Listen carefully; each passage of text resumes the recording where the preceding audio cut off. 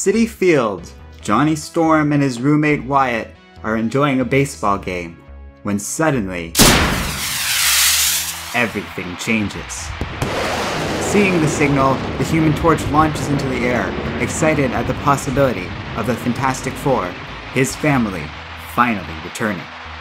However, he is disappointed to find that the signal was launched by two children who had stolen the original signal flare for the Fantastic Four. Johnny is furious and attempts to have the children charged with breaking and entering and stealing the signal flare. However, Ben Grimm personally intervenes, hiring Jennifer Walters to represent the children and ensuring that they aren't pressed with any charges regarding the stolen theft and the breaking and entering. The kids, after all, are natives of Yancey Street. The boys stole the flare gun from Ben Grimm to begin with.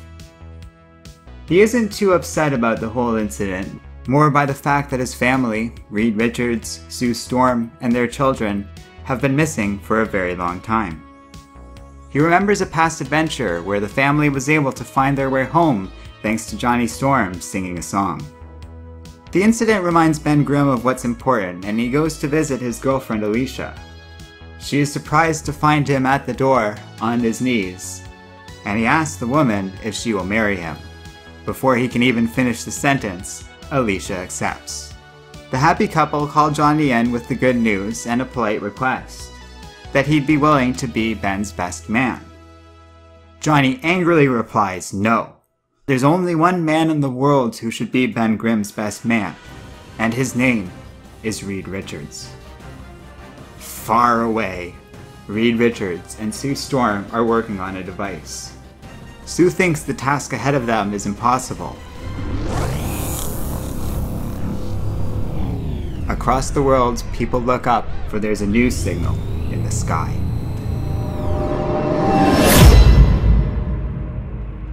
In Latveria, Dr. Doom has returned. The entire country is under military control. He's been a god and even played at being a hero, and he paid for it handsomely. Once again, a disfigured man, a shell of his former self. The country has endured much in his absence, dictators and despots. What it needs now, more than ever, what it truly needs to see, is the face of Doom.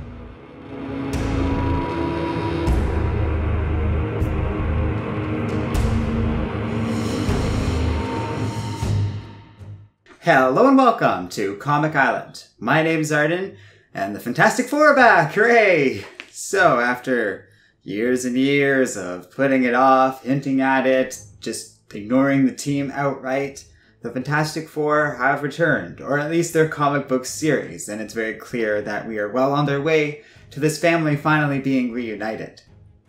You know, for all the harsh words that have been exchanged over the months with Marvel, for all their nonsense, for all the legitimate concerns about Disney's increased control over the media market, it is nice to finally have the Fantastic Four back, and I really enjoyed this issue for that reason. No, they weren't fully reunited, but it really felt like a piece of Marvel was coming back to their world, a piece that had been missing. I contend to you, I missed less the idea of a Fantastic Four ongoing series, and more the idea of the Fantastic Four at the very least still being around, being able to show up in crossovers, or even just random comics when the situation calls for it. It's some of my favorite moments where another random hero or team shows up working on the things. It makes the world feel populated and real. So having that one extra little bit of canon, that little corner of Marvel that had been missing up until now, it's nice and it means something. While the Fantastic Four themselves are a core part of Marvel history and lore, losing out on them was losing out on a part of Marvel's core identity that, even though they tried to replace with the likes of the Inhumans and other characters, was never really on the table.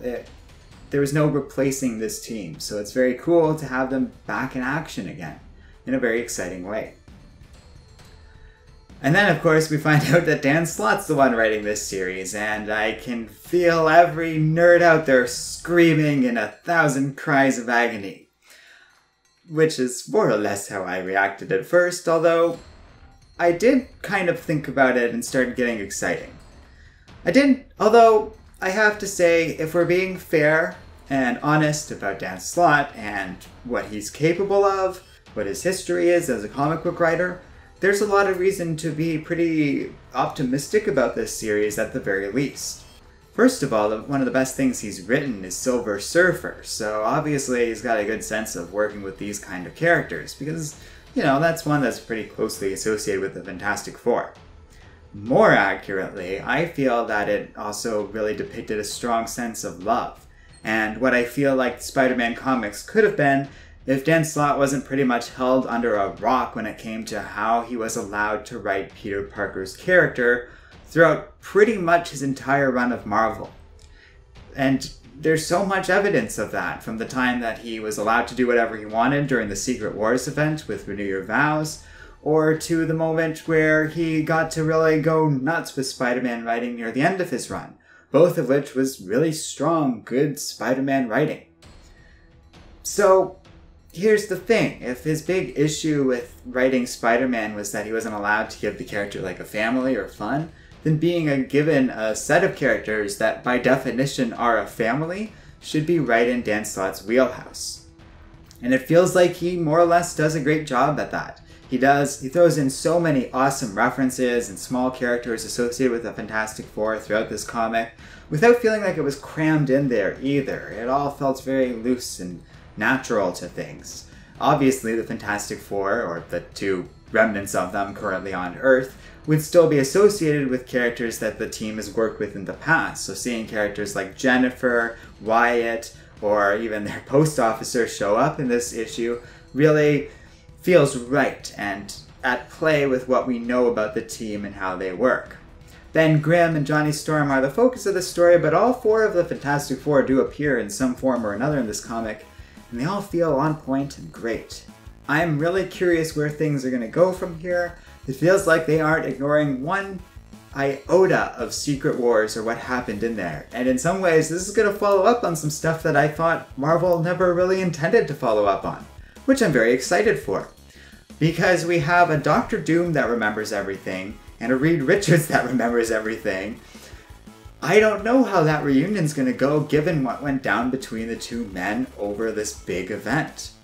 I'm very curious about how all that's going to come into play, as well as what the Fantastic Four are going to do about like the Infinity Stones, and the fact that they should probably have a very strong understanding of the Marvel Universe as it currently exists. The whole multiverse, in fact, was basically created at Reed Richards and Sue Storm's advisement, along with their children, basically directing Molecule Man and creating these new worlds.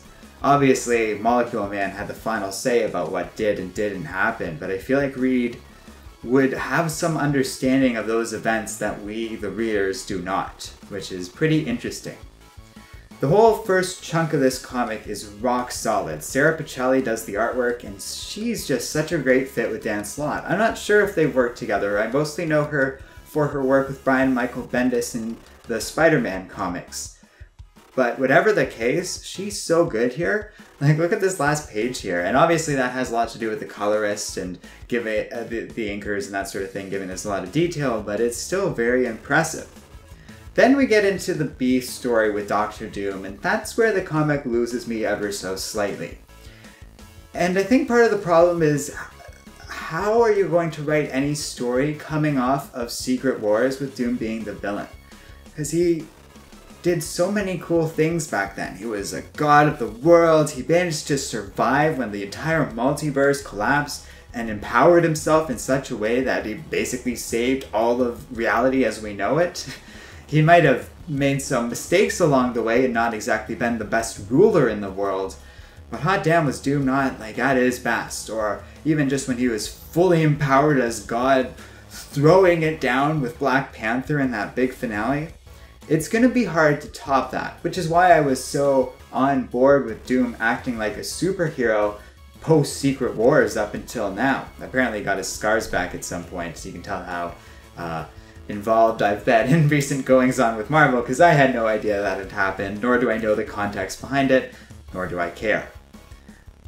So, bringing Doom back into villain mode, which this comic seems to do, I'm not dead set against it. I just, I'm a little curious about what they have planned for the character, what Dan Slott possibly has in mind in a way that can be interesting for him.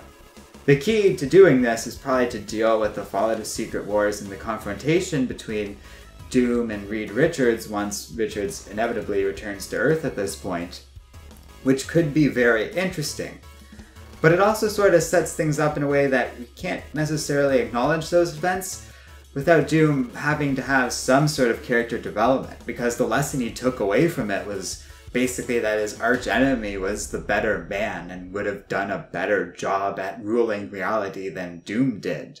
So how does Victor accept something like that and still be the person that he was?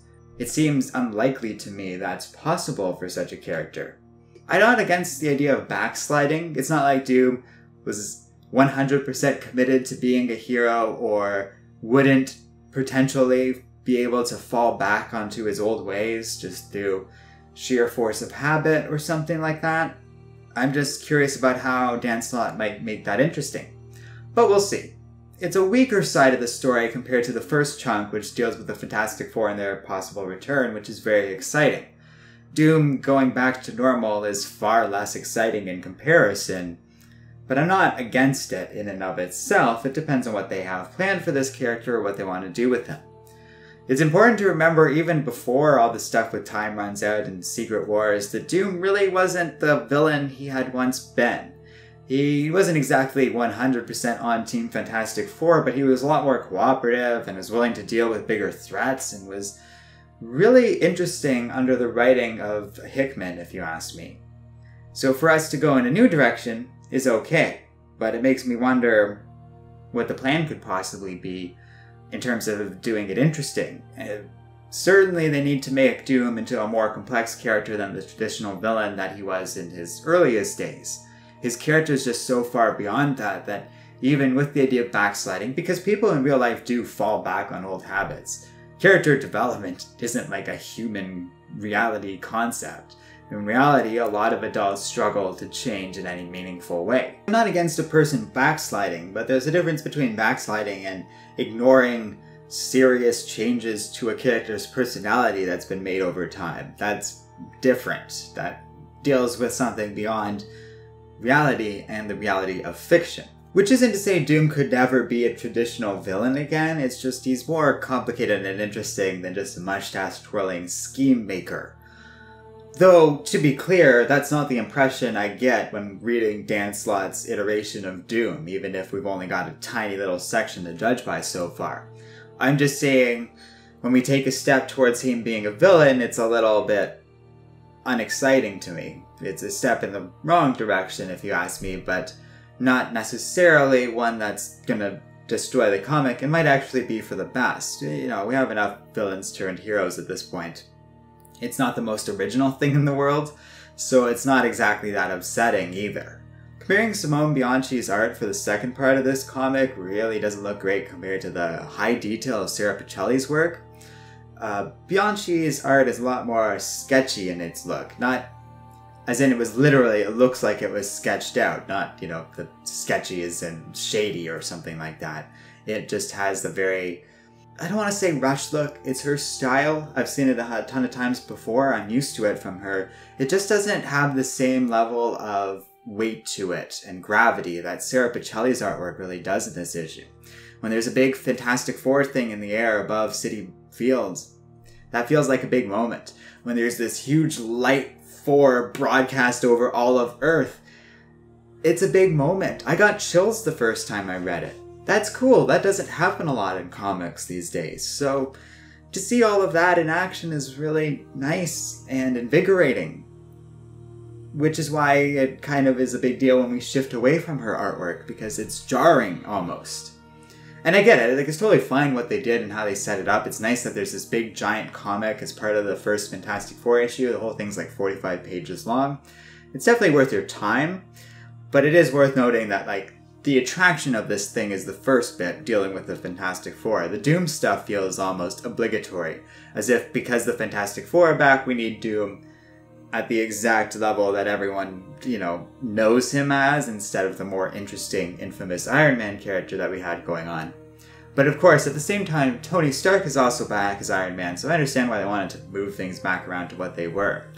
And it's really hard to fault Marvel for not wanting to pass up on a character as cool as Doctor Doom. If you're going to bring back the Fantastic Four, you might as well bring back their best villain as well. So I get it. It's just, it's worth looking at these things honestly.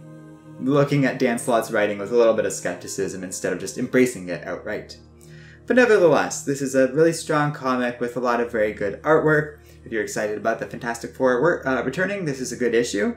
I particularly like how the first part really doesn't feature any action whatsoever. It's all just about character building, establishing stuff, and bringing us one step closer to the full return of the Fantastic Four. And it's hard to object to that. In fact, I really applaud how it doesn't rely on traditional fights or anything like that, but rather a real look at the current emotional state of Johnny Storm and Ben Grimm, a look back at an earlier adventure of the Fantastic Four, which is solved with music. It's just so nice. That's a very Fantastic Four thing. They're inherently musical, but that not every problem that they face has to be solved with violence. They're a team of explorers, adventurers, and scientists. It doesn't have to be all, macho comic book stuff. This comic showed how interesting the team can be without that kind of content. Though I'm sure we'll get a lot of really cool action going forward. That's the fun part about having characters like the Thing and all the other really nice power sets that each of the four Fantastic Four members have. Even, I'm really excited to see Sue Storm's powers back in action with all their cool force fields and the crazy stuff she can do with those. And even her invisibility, it's neat. It's not something a lot of the other superheroes out there have in terms of powers and abilities. Obviously, there's a whole bunch of Mr. Fantastic clones here and there, but the whole team is something that's a unique fixture in the world of comic books and superheroes, and I'm very happy to have them back. So thanks for watching. Let me know what you guys think in the comments section below, and don't forget to like, subscribe, and keep reading comics.